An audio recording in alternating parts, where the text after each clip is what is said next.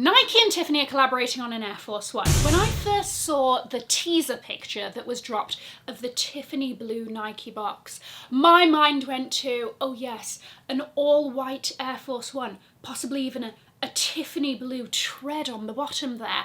Oh, the little, somebody told me the name of these, I think they're called epaulettes, something like that. You know the ends of shoelaces? Those, dipped in Tiffany silver. Oh, a Tiffany blue check mark. Maybe on the back of them one says Nike, one says Tiffany. The possibilities, truly endless. What we got is a black nubuck Air Force One with a blue Tiffany check mark, Tiffany script on the tongue, and then on the back, because you're going, oh my gosh, Tiffany, where's your, contribution to the collaboration? Where's a little bit of Tiffany silver? Right on the back of each shoe. And so the box ended up being nicer than the shoes in my opinion. And apparently I'm not the only one, because if you look at the comments on the official released video, our expectations were so high. White instead of black would have been better. They need to be white. Disappointed.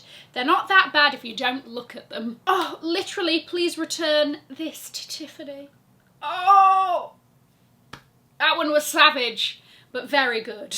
I think we're all in agreement that this could have been done better. Are they the most hideous, the worst things in the world? No.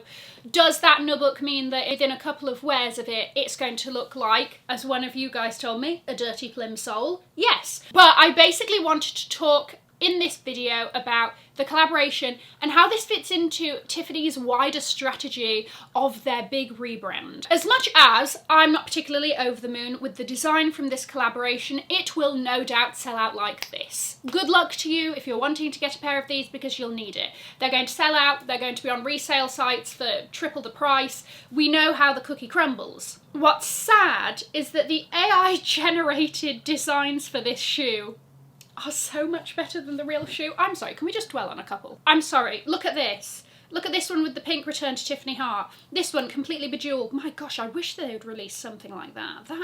It's an art piece. You've got a black version. See? The black Air Force Ones could have been done well.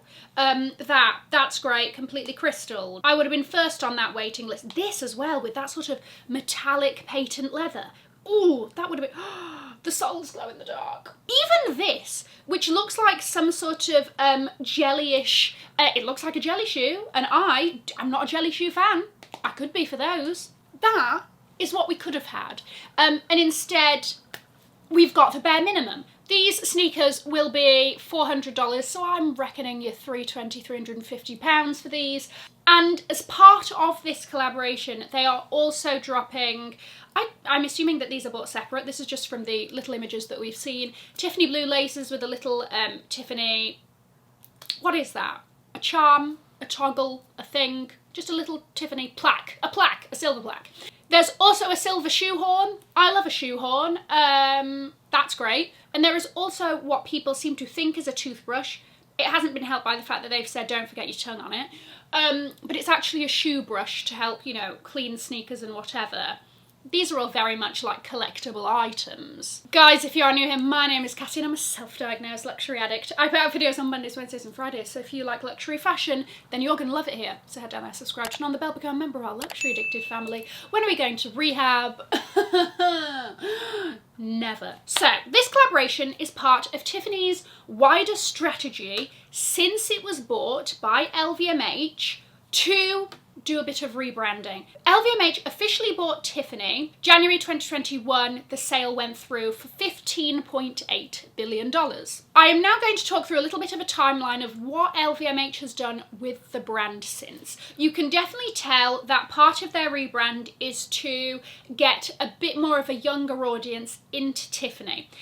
Some of the ways they've done this have proved to be very successful. Others have had a little bit of controversy behind them. April 2021, for April Fool's Day, Tiffany announces that they are changing their classic iconic Tiffany blue and rebranding to Tiffany yellow.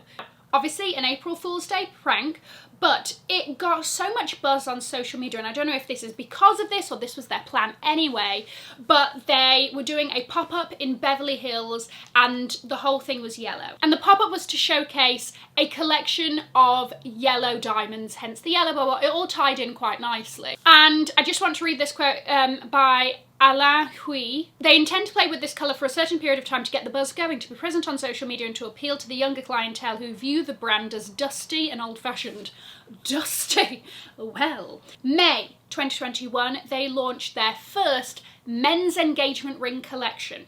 Very like chunky settings, nice. July 2021, they rolled out their controversial Not Your Mother's Tiffany campaign. They basically put up a load of these posters, and obviously it was on social media, with a bunch of young women and the slogan in Tiffany, with the slogan Not Your Mother's Tiffany. So this caused some controversy because a lot of their very loyal customers that have been shopping with Tiffany's for years felt very alienated by this, right? Like, oh, so you're not bothered about me anymore, you just want, you know, people my daughter's age or whatever to buy. I came across a really good point, which is Tiffany is a transgenerational brand, which is, and as are most fine jewellery brands, you buy it, it gets passed down. So people weren't particularly happy about that. Then we jump to November 2021. And they announced their collaboration with Supreme. To collaborate with Supreme is almost a rite of passage within luxury fashion for LVMH brands. It's almost like in order to unlock that younger customer, you must have, you know, had a collaboration with Supreme. But drops and collaborations is what Supreme is very well known for. It sort of makes sense, sort of doesn't, whatever. But as part of this collaboration, they had a pearl necklace with the Return to Tiffany tag. They had a silver Return to Tiffany keyring, a Return to Tiffany pendant. They also did the classic Supreme box tees in the Tiffany blue. February 2022 rolls by, and they team up with Daniel Arsham to create a Tiffany blue basketball for the NBA All-Star Weekend. Cassie, say it convincingly, like you know exactly what that is. In April 2022, they also do another April Fool's Day prank around releasing their own cryptocurrency.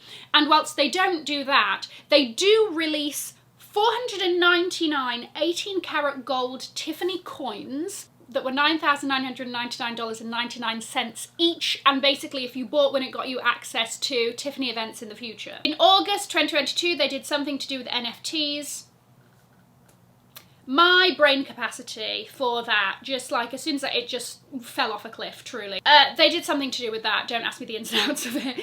They also released in August the Tiffany Lock collection, which was their first sort of marketed collection as genderless. And then of course, January 2023, we saw the official release of the Tiffany Fendi collab as part of Fendi's 25th anniversary of the Baguette collection. Aside from the timeline, during this time, Tiffany has onboarded quite a roster of celebrity ambassadors. Beyonce and Jay-Z, Hailey Bieber, Rosé of Blackpink, Tracee Ellis Ross, Anya Taylor-Joy, Gal Gadot, and freestyle skier Eileen Gu. Whether or not you like to think that like, oh, I'm not susceptible, if Beyonce's wearing it, I don't give a toss, blah, blah, blah.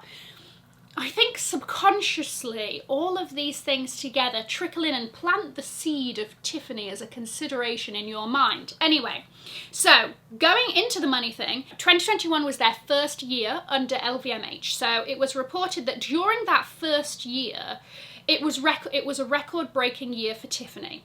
Even whilst their Fifth Avenue flagship was under renovation, right? Which I'm sure is a big sort of moneymaker for them. One key factor of this being the Beyonce and Jay-Z ambassadorship / campaign, which had a huge pull on young customers. And whilst Beyonce might be there with the yellow Tiffany canary diamond, you know, dangling at her back, which we will even be lucky to cast our eyes on in this lifetime, the rest of us might go, oh yeah, well I know I can't have that priceless diamond, but the next time I want some fine jewellery, maybe I'll wander in, maybe I'll have a look. While writing the notes for this video, I started thinking about like, okay, what do I think about all of this? How do I feel about Tiffany?